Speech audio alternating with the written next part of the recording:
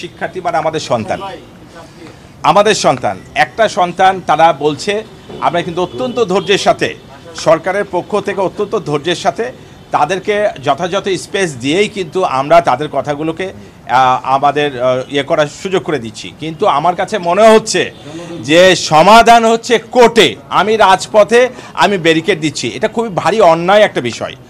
আমরা কোর্টের প্রবলেম কোর্টে আমাদের সমাধান করতে হবে, কোর্টে গিয়ে উপস্থাপন করতে হবে, বাইরে উপস্থাপন করে তো লাভ নাই।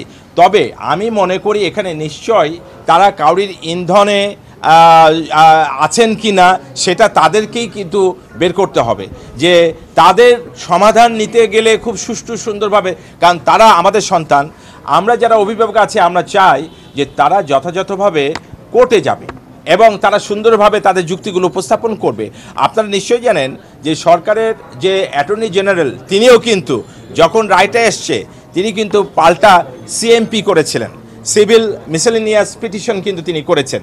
কারণ সরকারের পক্ষ থেকে কিন্তু আমরা পিটিশন করেছি যে এরকম রায়ের বিরুদ্ধে, তাহলে সেটি কিন্তু সরকারের পক্ষ থেকে আছে।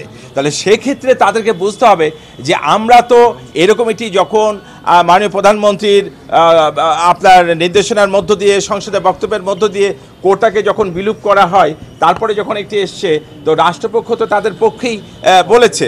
কিন্তু এখন মহামান্য আদালতে এটি আছে, তাদের আদালতে যেতে হবে, আদালতে গিয়ে তাদের বক্তব্যটা উপস্থাপন করতে হবে। আমাদের যে বিষয়টি আমরা তাদেরকে আপনাদের মাধ্যমে তাদেরকে বলবো যে সমাধানটি খুব সহজ, পানির মতো সহজ সমাধান, এটাকে জটিল করার কোনো কারণ নাই। জটিল করা হচ্ছে কিছু কুচক্রী কোনো পরামর্শদাতা বা কেউ কোনো ইন্ধনের কারণে এরকমটি পরিস্থিতি তৈরি করার চেষ্টা করছে। তা আমি মনে করি আমার অত্যন্ত মেধাবী শিক্ষার্থীরা যারা মাঠে আছেন তাদের প্রতি আমার শ্রদ্ধা আছে, তাদেরকে আমি আহ্বান জানাবো, কারণ আমি একজন শিক্ষক হিসেবে আহ্বান জানাবো যে আপনারা কোর্টে যাবেন এবং কোর্টে গিয়ে আপনাদের যুক্তিগুলো তুলে ধরবেন। রাষ্ট্রপক্ষ থেকে সব ধরনের সহযোগিতা আপনারা কোর্টে উপস্থাপন করার জন্য সেটি থাকবে।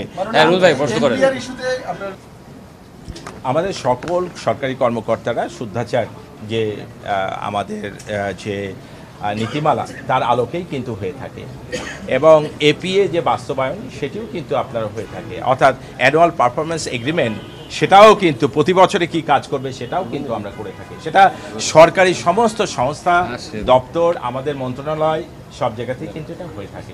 তো শুদ্ধাচার কিন্তু সেখানেও প্র্যাকটিস হয়।